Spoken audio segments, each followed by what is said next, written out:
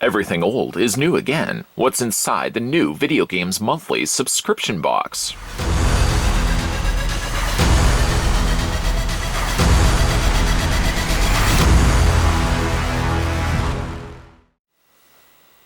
It is rather funny, didn't mean to startle you with that. It is rather funny how things of old are new again. People are collecting albums. People are collecting VHS tapes. This guy specifically is collecting VHS tapes, and you yourself might find yourself in a situation where you want to be nostalgic, reliving your past, if you will. Video Games Monthly, the subscription service, is perhaps the ideal subscription box for you. If you, for yourself, are somebody that wants to collect the old vintage games that you might have grown up with. Vintage games like Super Mario, vintage games like Mega Man, vintage games like Wall Street Kid. Needless to say, we're going to go ahead and get this opened up. And if you guys are interested in subscribing to the Video Games Monthly subscription service, it's simply a case of going to videogamesmonthly.com. Don't worry, I can also put that information down below. We're going to go ahead and open this up, and no tape is required to be cutting because this actually comes shipped inside a larger mailing box. We're going to go ahead and get this opened up, get a dabble into what we are going to be getting for this month's go-around. The first thing we're going to be treated to is a card. VideoGamesMonthly.com. We hope you enjoy your latest box. Please update your library on the website by adding these games, as well as any other games you may have acquired. All updates to your library must be made 7 days prior to the end of the month. Video Games Monthly is a monthly subscription service that delivers retro video games, like I just told you. Yeah, remember I told you that. Who own classic gaming systems from the 80s all the way up to the 2000s. Visit our website for an up-to-date list of available systems. Once again, the library must be updated 7 days prior to the end of the month. Get a fancy at this. We also got ourselves a sticker. Gosh darn it, that's a pretty neat looking mascot.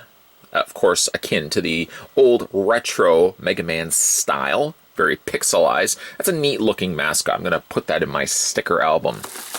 We're going to peel away the bubble wrap. I'm certain nobody really needs that. Anybody got dibs on the bubble wrap? Dibs on the bubble wrap? Dibs on the bubble wrap? No? Okay, we're going to put that to the side. Get a look at this. We also got ourselves a Super Mario Brothers pencil. Fancy that. Comes with a yellow eraser. I'm pointing out obviously the things that you can see for yourself. And of course, you've got all the characters from at least the Super Mario world. I see Toad, I see Peach, I see Mario, Yoshi, and poor Luigi left on the end to straggle behind.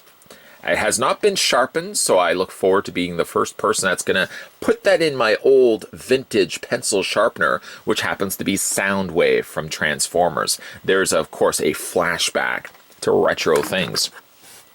First thing we're going to have a look at is the Startropics for the original SNES, minus the SNES. The NES, the Nintendo Entertainment System, we haven't added yet the Super, and nor have we added the 64. Startropics is a game I remember playing at my friend's house. Didn't play too much of it. I usually would get on board this and then immediately ask my friend, could we play a little Double Dragon? I'm sure many of you would probably agree with that. Startropics certainly is for those individuals out there that love those strategy kind of role-playing games and akin to like, I guess what, Dragon Warrior? Was it Dragon Warrior was the one that came with all the Nintendo Power games? You could like sign away on the Nintendo Power magazine. And I think you could get yourself, I think it was a subscription service now that I remember correctly. And it might have actually been Dragon Warrior that they send your way. Never got a chance to do that because unfortunately here in Canada, I don't think Canada was allowed to do that. Lone tier. Oh. Needless to say, those Startropics, I can most definitely add that to my current library of Nintendo games. To go along with that, Rad Racer. Rad Racer 2 to be exact. I have Rad Racer 1. I certainly don't have Rad Racer 2 until this moment. What a pristine looking game. The label certainly doesn't look like it's ever been touched. They probably kept this sealed away in a giant vault, and maybe they just pull these games out as they ship them off to one lucky subscriber that has subscribed to their service. Rad Racer 2, looking forward to getting that play as well. We also have ourselves Loadrunner 3D for the N64. This comes to us from Info Games. It actually says Info Grames. That's a bit of a miss right there. I thought that actually said Info Games, but it actually says, in fact, Infogrames. It would be funny if that was spelt incorrectly and produced by the company that actually is named is Info Games. I'm certain that's not the case. It's probably Infogrames. The Nintendo N64 also don't have this game. Bummer still, a reminder. I'm sure by now I should have moved on from the point, but the fact that the N64 labels aren't on the spines, I really think that's, I don't know why Nintendo, what were they thinking when they devised the idea of releasing these and not putting labels on the spines? Now, I know you can go through Etsy stores and various different creators of those labels. I might actually look to going with that. But needless to say, we've got Loadrunner 3D for the N64. Let's see what else we have in here.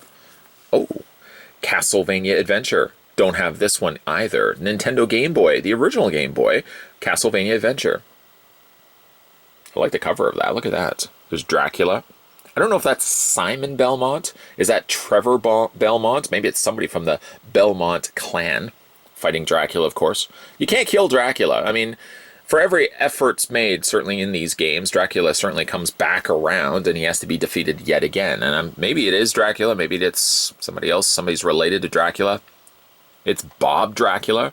I guess Dracula would be his first name and his last name.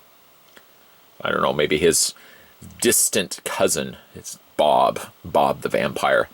He's not as difficult to defeat as Dracula, but much more snazzier. He has nicer looking suits. Bob, the vampire. Maybe that's who you're fighting right there.